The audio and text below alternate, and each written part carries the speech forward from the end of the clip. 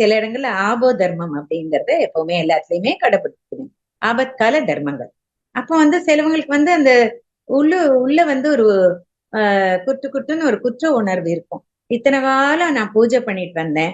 இப்ப வந்து சிவனுக்கு ஒரு எங்க வீட்லயே இத்தனை காலம் நான் பாலு அபிஷேகம் எல்லாம் பண்ணி, அதுக்கப்புறம் அந்த சிவனை வழிபட்டு பூஜை பண்ணி அப்படி பண்ணிட்டு இருந்த திடீர்னு ஒரு நாள் தியானம் பண்றேன்னு சொல்லிட்டு விட முடியுமா அப்படின்னு சொல்லி மனசுல உறுத்தும் இல்லையா சிலவங்களுக்கு எல்லாம். ஏன்னா பல காலமா பண்ணிட்டு வர்றாங்க. அதனால சோ அப்படிப்பட்டவங்க எல்லாம் அந்த பூஜையை பண்ணிக்கலாம் அப்படிங்கறது வந்து ஆபோதர்மம். சோ அவங்க அதனால பூஜையை புனஸ்காரம் தாழ்ந்ததுன்னு சொல்ல மாட்டாங்க. அவங்க எல்லாம் கெட்டவங்க கிடையாது. பூஜை பண்றவங்க ரொம்ப நல்லவங்களா தான் இருப்பாங்க. ஏன்னா அவங்க இறைநிலைய புரிஞ்சுக்கிறாங்க. நம்மளுக்கு மேல ஒரு சக்தி இருக்கு.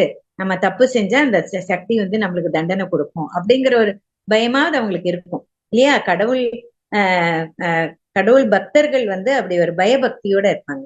பயபக்தின்னு தானே சொல்லுவாங்க. ஆனா நாம இப்ப வந்து பயமே அற்ற நிலையில வந்துருவோம்.